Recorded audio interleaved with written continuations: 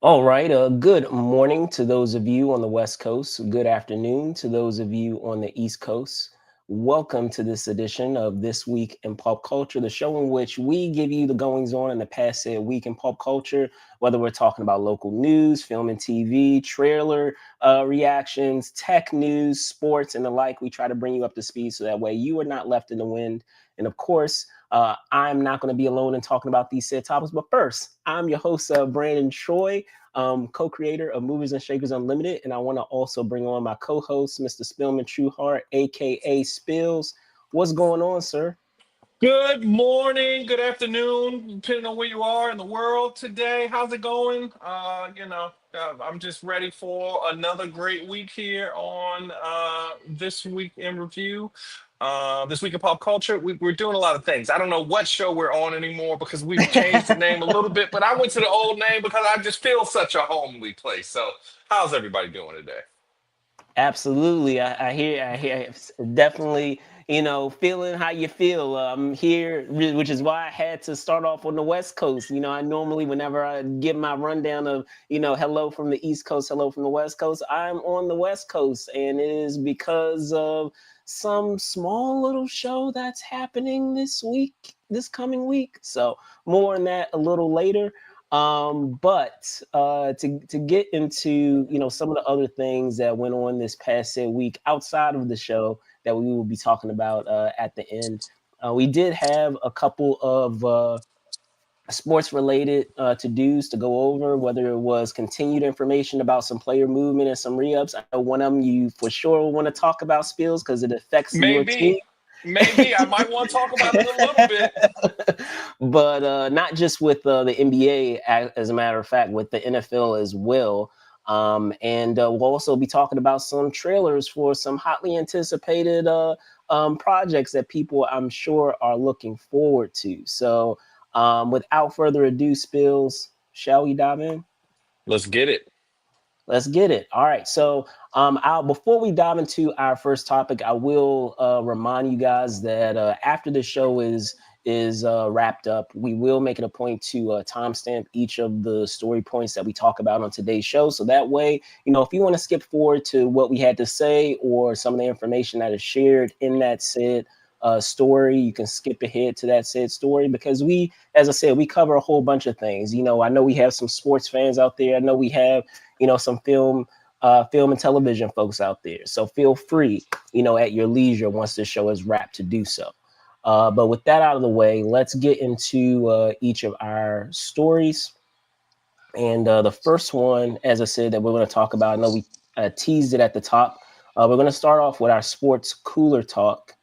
As teams across the NFL and the NBA saw some player extensions, as well as some player changes across various franchises. And speaking of that, we'll start first with the NFL. On Monday, it was revealed by Adam Schefter that Garrett Wilson and the New York Jets had reached an agreement on a 4-year, $130 million contract extension that includes $90 million guaranteed. Meanwhile, on Wednesday, it was confirmed by Von Miller himself that he would be a Washington Commander, which was later confirmed yesterday to be a 1-year, $6.1 million deal. Elsewhere in the NBA, on Wednesday, Bradley Beal's agent revealed to Shams Charania that Beal had agreed to a contract buyout with the Phoenix Suns and planned to join the LA Clippers on a 2-year, $11 million deal with a player option after clearing waivers. Meanwhile, on Thursday, news was broken by Shams again that Dame Lillard would be returning to his original franchise, the Portland Trail Blazers, for a 3-year, $42 million contract, which includes a player option in 2027-2028 season and a no trade clause. This comes, of course, recently after receiving a buyout from the Bucks that sent him in search of another team.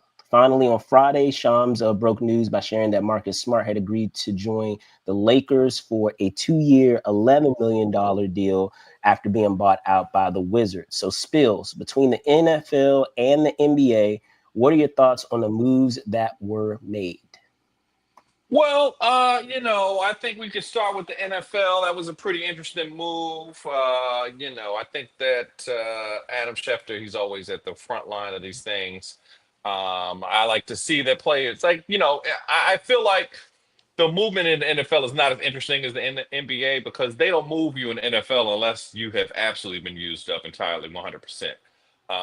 They don't Yeah. really let players go. There's not a lot of I'm going to pout and get my way out of a situation like you can do in the NBA. So, that's pretty cool. Speaking of pouting and getting your way out, I don't think that the Dame Lillard pickup it's a thing, but I kind of feel for Dame that the Portland Trailblazers didn't appreciate what he did for that franchise because they haven't been relevant in God knows how long. So, um, not keeping him on and then trying to trade him to Milwaukee and then he gets hurt and he comes back. That's a great story, quote unquote, but they should have never let him leave. And I feel like franchises often they don't take care of the people who take care of them. Um, he made that team a primetime team. They haven't been on primetime since he left, and they're probably not going to be now that he's come back because he's coming off an injury. But these teams need to do better about these players. I know that it's a business, and you try to get rid of them, but that's it. We could talk about Marcus a little bit, but I'm happy to see we need a point guard that plays defense because we got a lot of non-defensive guards. So seeing him with Luca, I think is interesting. What do you think? So I'll start briefly with the NFL portion of things, in that good on the extension that was received by Garrett with the New York Jets. As you said, there isn't a lot when it comes to the NFL versus the NBA. There and I could be wrong about this, but it just seems to be not as much player freedom in terms of being able to kind of determine your fate, so to speak. And I feel like that's more so because of the nature of the players that you have in each respective league. I feel like at one time the NBA was very much like the NFL, where sometimes you really didn't have a lot of control over where you win and who you got traded to, and having no trade clauses and things like that. And I think by nature of, to the credit of, and I don't give him, I don't really give a lot of credit, but to the credit of LeBron James, he has kind of set that tone of really establishing that say and that power that players have to be able to kind of determine where they go. And that you don't really see that as much in the NFL, but good on him on being able to receive that extension and having 90 million of it guaranteed. That's not too shabby. And then also with, I don't know if you commented enough on or commented on Miller, but being able to have a piece there, even if he is on the tail end, perhaps on his career, to still have that voice in the locker room that is going to be able to help with defense, as I always have talked about many times on this show, is whether, regardless of the sport that you're playing, whether it's basketball, whether it's football, any other sport, defense is going to win you championships. No Defense matter wins championships. how talented your offense is and how dynamic your offense is, your defense is going to pull it out for you when your offense is not going for you. So to be able to have someone like Miller who can, set that tone and act as a mentor for a lot of the defense that we have with the Commanders, I feel like is going to be invaluable. So speaking of, I worry about Vaughn because this area has a long history of signing people that are washed up and they come here and I get will paid give a you that. lot of I money will give you that. and they fizzle out. I will give Albert you that. Hainsworth famously just laying out in the middle of the 50-yard line in the stadium for maybe 6 minutes. I think it was 6 minutes he was laying out there. Sure, it was probably 43 seconds, but it felt like 6 minutes. He just laid there. He was just too big to get up. And we paid that man $100 million. So I hope that Vaughn is Super Bowl Vaughn. That will be interesting. Vaughn, stay out of Rose Bar. I know they in there. Many a DC athlete has fallen prey. It's so bad. He might be out Pretty Girl County or somewhere. in the Moco, where they go, all that kind of stuff. I feel like Vaughn might be a Northern Virginia guy. So Vaughn, don't be a Donna. I don't want to see you at Donna or any of them other places in the Nova area. I know that you probably hang out. Because people like to wear cowboy hats. And you know the guys who like to wear cowboy hats, what they into. So I feel like, Bond, you can find them here, but don't look for them. This is not what we have you here for. This is championship Well, year. You and extracurricular, Debo. Yeah, you and Debo. extracurriculars aside, Get your blinders off. Don't I look was at gonna nothing say to your left. Don't look at nothing to your right. getting into the NBA portions because I want to be able to dive through these and because I want to get to our other stories. Is that with Bradley Beal? I don't know how I feel about him joining the Clippers. When we're talking about Bradley Beal, I feel like a lot of his most impressive years have been with the Wizards, and unfortunately, due to injury, he has not, recently been the player that I feel the Suns expected him to be. Which is unfortunate because when you had that lineup of Bradley Beal and Devin Booker and Kevin Durant, they were very top heavy. So much was reliant upon those three stars to kind of carry the load. And if one of them falls off, that it kind of dismantles that entire team. And we saw a lot of that. And it didn't help matters either that KD is, even though he is still effective as a player and can still give you, 20 a night, he still is getting older. So, in terms of that durability, is that durability still there? Even though he can give you 20 plus points a night, is that durability still there? Because even if he can give you 20 plus points, it really doesn't serve any purpose if he's not able to be on the floor.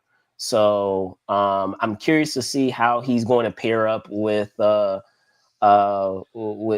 James Harden and the rest of the crew there, because that's another team where you're dealing with It's a players whole that lot of injury room whole time. lot of They be hey, injuries. they get So the like, they got FSA on their contract. They have to have so the like, what's FSA on going their to happen contract. there? What's Yeah, going to they happen do. there?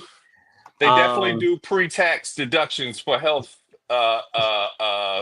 purchases because they definitely be in that trainer's room. I feel like my cousin, shout outs Kendrick, I love you, boy. He's a big time Clippers fan, and he's happy about Bradley Bill. And I'm like, hey, all money ain't good money, bro. Bradley Bill is the king of scoring 40 and losing the game. Like, I don't understand how you could score 40 and lose the game unless you're very selfish. Unless you're yeah, very selfish. So we'll see what it is with Bradley, but I'm not too excited about or worried about the Clippers turning a corner with Bradley Beal.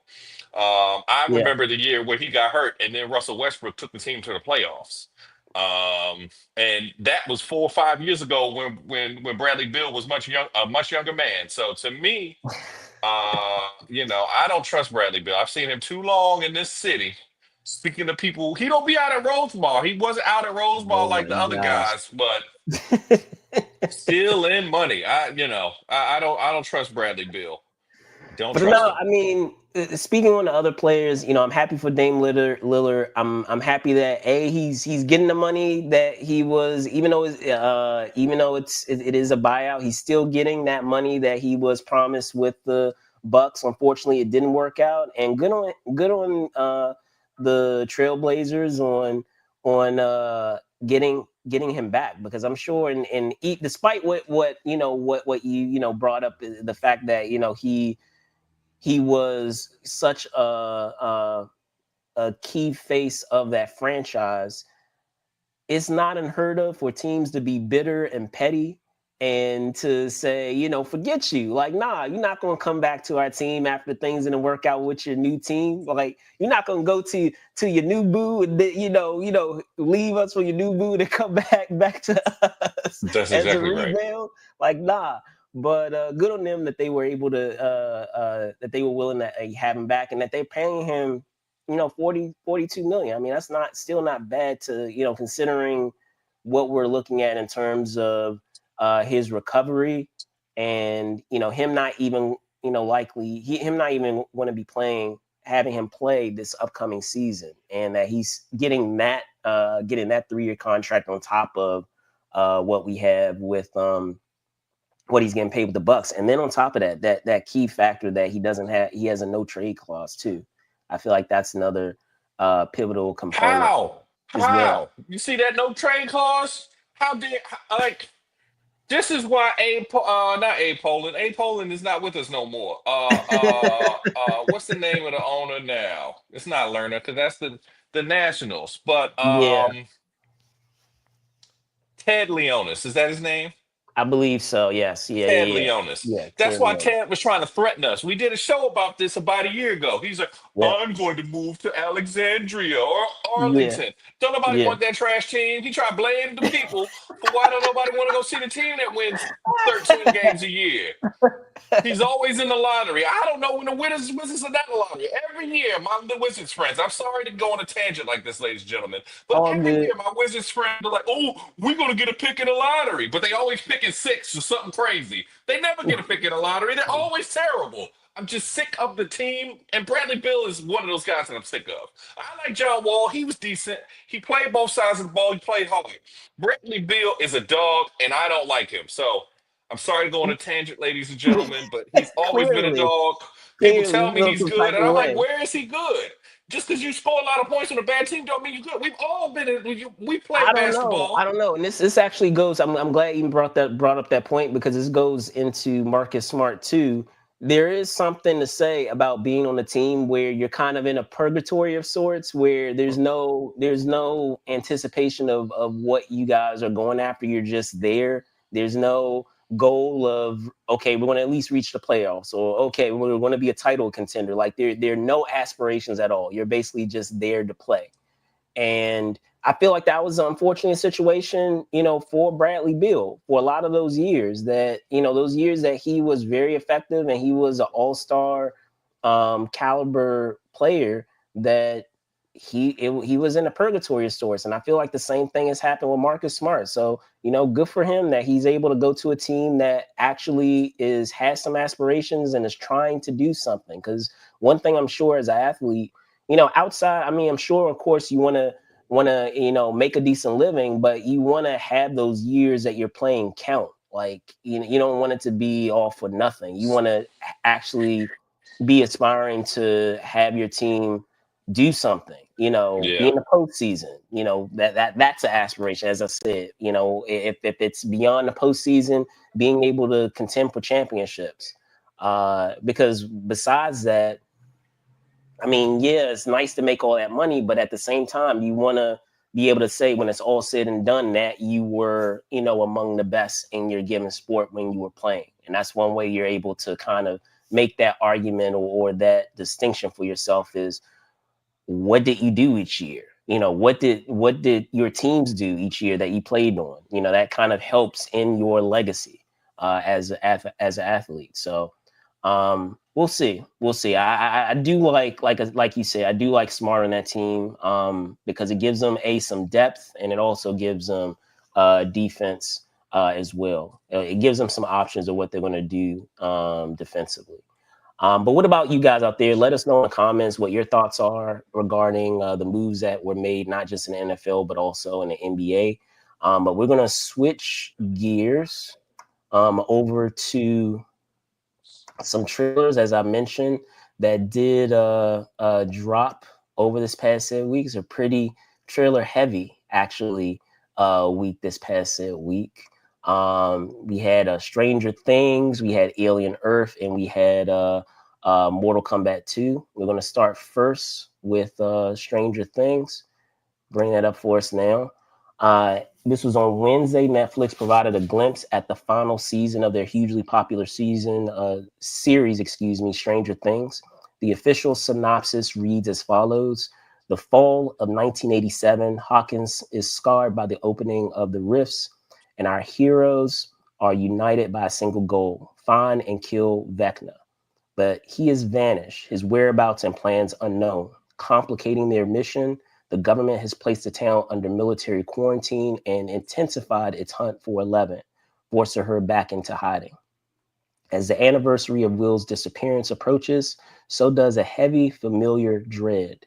The final battle is looming, and with it, a darkness more powerful and more deadly than anything they faced before. To end this nightmare, they'll need everyone, the full party, standing together one last time. The release of the final season of Stranger Things will be broken up into 3 volumes. Volume 1 releasing on Thanksgiving, Volume 2 on Christmas, and Volume 3 on New Year's Eve. Moving on to Thursday, we had 2 trailers drop. So I'll start with the first. That one being Alien Earth. It dropped another trailer titled Greener World that provided more insight into the mysterious alien monsters that have been teased throughout the promotional materials up to this point. The synopsis reads as follows: when the mysterious deep space rescue research vessel, the USCSS Maginot, crash lands on Earth, Wendy, played by Cindy Chandler, and a ragtag group of tactical soldiers make a fateful discovery that puts them face to face with the planet's greatest threat. FX Alien Earth is created for television and executive produced by Noah Hawley. It is set to crash onto FX on August 12th. And then, of course, last but not least, we had Mortal Kombat 2 hit the net on Thursday, giving fans a sense of the film's narrative, the returning characters from the prior film, as well as some new ones. The tournament begins with this sequel in theaters and IMAX on October 24th. So, Spills, with the 3 trailers that we have, we could start with either. What are your thoughts on what we got this week in terms of peaks? I think that Stranger Ones looks pretty cool. Stranger Things, I'm sorry, looks pretty cool. I'm interested in the Mortal Kombat. Leaning into the washed up action hero aspect of Johnny Cage. That's very cool to me. And Yeah, then the Alien Earth is looking cool. I think that my favorite so far has been the Mortal Kombat ones because um, they lean kind of into the like I'm down on my luck. He had the hoopty in the joint, so he was like, "Man, something got to come through, dog. 'Cause right, it's hit or miss right now." Like right, you could tell, like even you look at this leather jacket that Johnny Cage has got on. That's not a new leather jacket. He's had that jacket. That's a weathered jacket. So it's got an everyman sense to it that we all want to see. I'm really interested in seeing the new Mortal Kombat. That'll be pretty cool. What about you, Brandon? So I'll say this. Just going down the line, starting first with Stranger Things. I've been keeping track of the show ever since it started. I was kind of late to the party with the first season, but I wasn't late enough to be able to catch up before we got to season 2. So once I did catch up with season 1, I was in. So I've in all the seasons since then, I've kept track of the show, and while there has been one season, I'm sure a lot of people will agree with me that I felt something to be desired, and that was the second season. Since then, with the third and fourth seasons, I feel like they've knocked it out of the park in terms of what they were able to do, because a lot of it is very cinematic in terms of its quality, um, and that's not something that is uh, always expected when you're doing a streaming show. So to their credit, the production values are always impressive. A lot of times impressive with the show, and there is something about the sense of nostalgia that you get in terms of this being, let's be honest, being a period piece, right? So Mm-hmm. of there being elements of exploring exploring prior decades, and what was everyday life like in those said decades, in terms of like what was held to importance of like trends, what were people, what were the type of clothes that people were wearing, what type of things were out there around that time that were very important to people pop culture wise when we're talking about movies and things of that nature. So I've always gotten a kick out of that, of them, paying homage to various things in pop culture that were around in those said decades. But moving on to Mortal Kombat, well, actually, real quick, I'll get into Aliens real quick, and talking about aliens. Um, with what they have there. It was cool to be able to get further, as I said, insight into what some of these aliens that they've been teasing. If you notice down below, they did show kind of like the end result of what one of the aliens do. Mm-hmm. um, with the sheep there. Where I know in a prior episode we had talked about I guess it's going to be called the image, from what I understand, which is an alien that can apparently pull out your eye socket and replace that eye socket. And basically puppeteer whatever character, whatever person or entity or creature that it takes over, which is crazy. It looks like we have the end result of that from what we've seen in the trailer, which I have shown here with the sheep, that it's already taking over that sheep and it replaced one of the eyes there.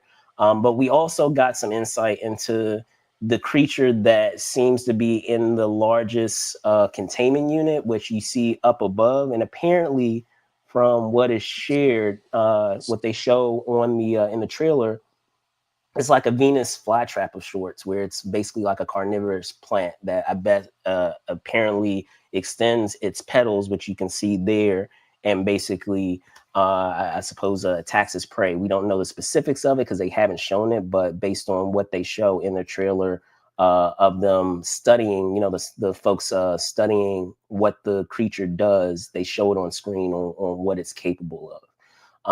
But last but not least, in talking about the Mortal Kombat 2 of it all, I did enjoy the first film for what it was.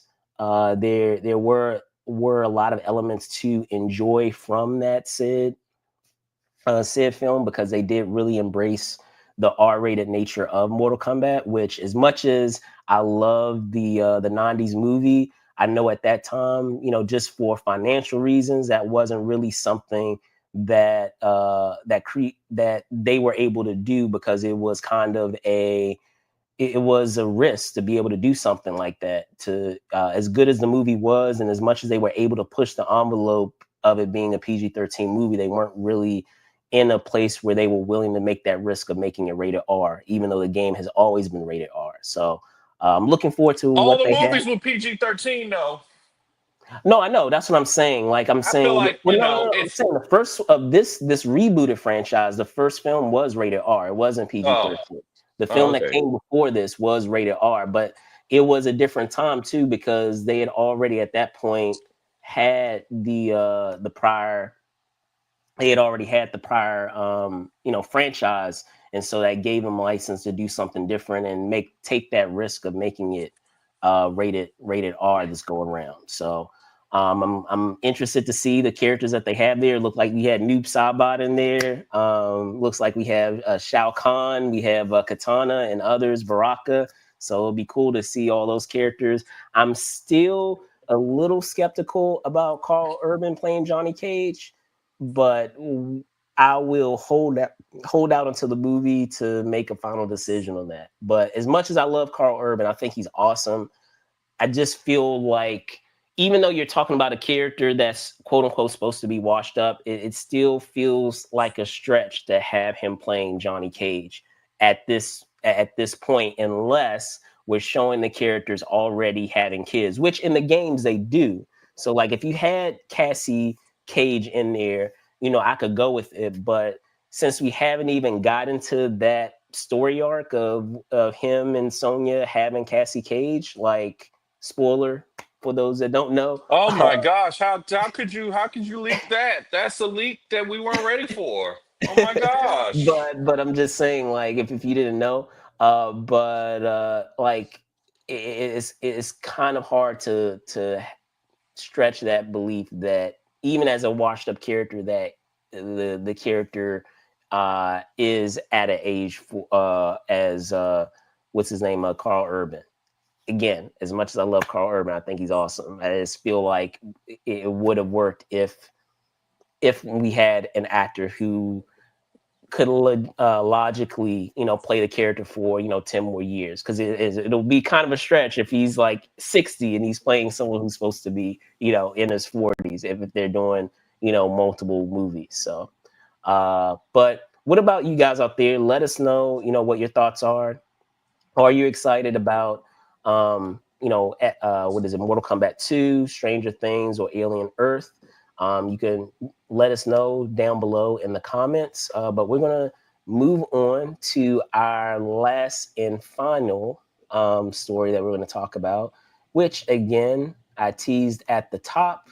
And that event being, of course, San Diego Comic Con, which will be happening next week, starting on Wednesday and wrapping up on Sunday. There are a couple of things that I did want to be able to dive into in terms of goings on, if you will, at the show. So for those of you that are unfamiliar with San Diego Comic Con, it's a pop culture show. Happens every July. If you've been living under a rock and you're not familiar with the show, um, they deal not only with comics, but um, I want to say in the last, I guess you could say, couple of decades, it's expanded out to other forms of pop culture, whether we're talking about games or television or film and TV. And I know for a lot of um, dedicated, comic book fans out there, sometimes the fact that it has expanded out to other things has come much to their chagrin because they, are very uh, uh, um, keyed into it being specifically what you have there in the title of the show, which is a comic book convention. But um, keeping that in mind, there are a couple of things to be made aware of when it comes to this year's show. Marvel and DC are not going to have like their big blowout panels that they've had in past years. They're actually not even going to have those typical panels that we normally see from them on Saturdays. We will have something out of the DC studio universe with Peacemaker. But otherwise, there will be other shows that will have an opportunity to be able to make their mark. I know for me, a lot of them that I'm looking forward to, just looking at the schedule that I put together for myself, would be the Toxic Avenger, the reboot that they have with Peter Dinklage, with Alien Earth, which I've already mentioned, with let's see, Predator Badlands, which is a film, a next chapter that they have with the Predator franchise, and included with that would also be a Dexter Resurrection. As you know, we do a weekly breakdown um, of uh, of that series, which is currently happening right now as we speak. It drops every Friday on Paramount Plus and Sunday on Showtime. And then outside of that, I feel like the dark horses for me would be the Spartacus show. They're bringing that back with their House of Asher. And they also have a spinoff of the Interview with the Vampire series that they currently have already had 2 seasons of. They have a spinoff series called The Telemasca, which kind of expands that world with all the other supernatural entities that exist in that world, such as witches and other creatures of that are a part of that universe. So, Spill, punting it over to you, and I know that I mean, you're not going to be over here in Yeah, Comic somebody Con didn't invite me just again going this year, around. ladies and gentlemen. They said, "Well, I'm seeing you. I'm going to San Diego. I'm gonna have so much fun without you, big Few fella. kids, I'm gonna few be, kids. I'm gonna be here. I might meet, all the famous people. They know my name. I know everybody when I go out there. But you cannot come. I don't need you being tall and ruining it for me." That's what he said, Not ladies and at gentlemen. all. He said Not that at to all. me. He said, "No, he got to say something like that." He's like, "You can't come with me to know San Diego." No, I think that this is like um, since we've been doing this show, it's been some down years on the San Diego Comic Con. I think this is the year where the Comic Con and comic book movies have come back, especially since the pandemic. It's been several down years where people weren't as excited. A lot of these franchises have been deciding to reboot, but they've had to make a lot of moves to do the reboots. I think that they've finally done the reboots that they needed to do, or started the new phases, like the Marvel phase now with Thunderbolts and Fantastic Four coming out soon.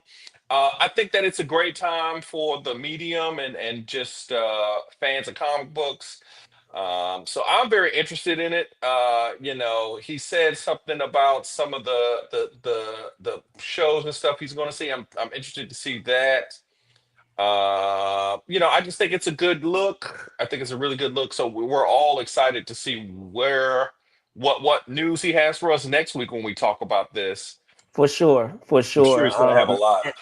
And as I said, I'll try to make a point specifically with because we are doing um, uh, episode breakdowns for it, because we're doing episode breakdowns for Dexter Resurrection, and uh, I believe I've announced it already, but I'll remind you guys again that we are doing an episode breakdown of Alien Earth as well. So I will try to do my best to get some coverage for you guys of what's going on with those said shows over this week.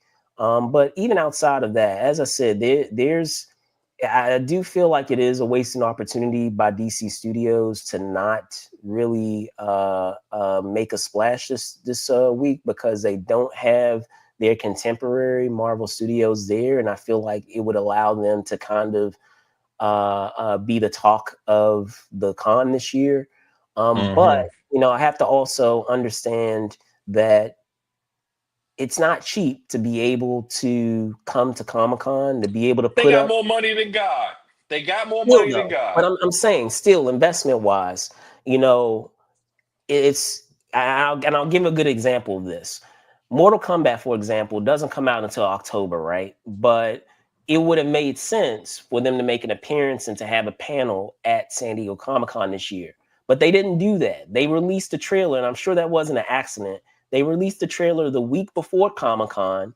They're still getting, the publicity and the buzz surrounding that show going into Comic Con, and they were still able to kind of have control the news cycle during that time and get all eyes on them uh, prior to the show. Because for those of you that weren't aware of how they approached it, they did a live stream premiere of the trailer, and before showing the trailer, I want to say it was they had started the live stream an hour before the trailer premiere, and they set up the live stream in such a way as if you were playing the video game of Mortal Kombat, and they Hmm. revealed each of the player blocks that you would have when you're doing the player select screen with posters of the characters that they revealed like every couple of minutes, which was cool.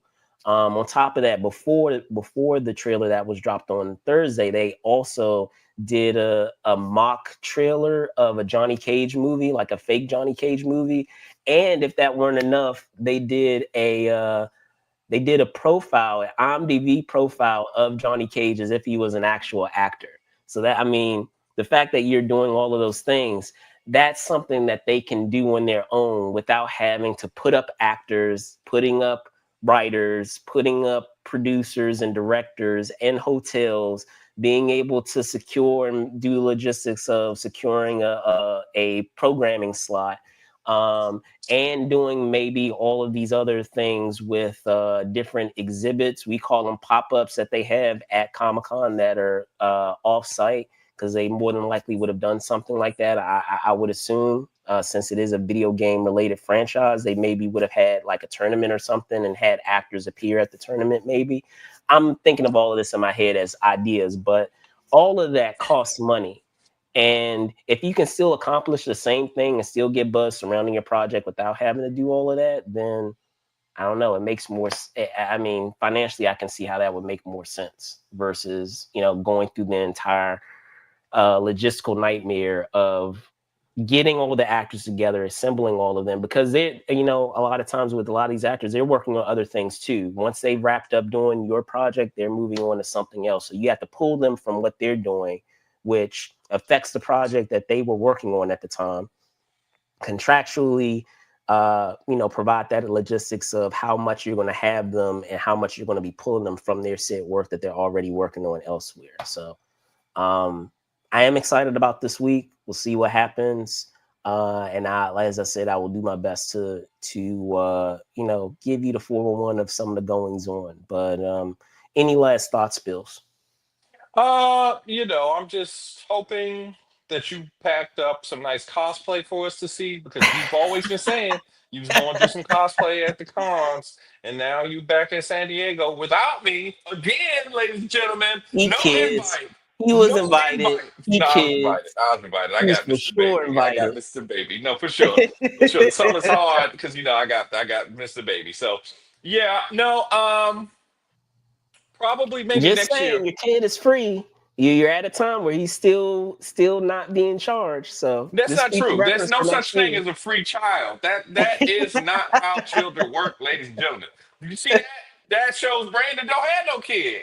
He don't have no kid. He don't have a kid. Because if you had a kid and somebody told you your kid is free, he'd be like, well, gas ain't free.